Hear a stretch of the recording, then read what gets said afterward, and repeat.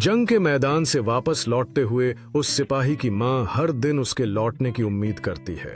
उसके दिल में अपने बेटे के लिए गर्व और दुख दोनों होते हैं, क्योंकि वह जानती है कि उसका बेटा अपने देश के लिए लड़ रहा है। उसके बेटे के शब्दों का असर उसे हर पल महसूस होता है।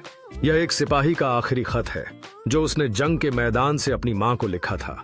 मां, अगर मैं वापस ना आ सका तो बस इतना जान लेना कि तुम्हारा बेटा अपनी धरती के लिए सीना तान कर खड़ा रहा और आखिरी सांस तक लड़ा।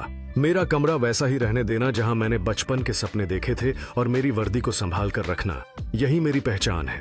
पापा से कहना उनकी दुआएं हमेशा मेरे साथ थीं, और बहन से कहना उसकी दी हुई दुआ की चोटी मेरे दिल के पास थी जब मैं गिरा।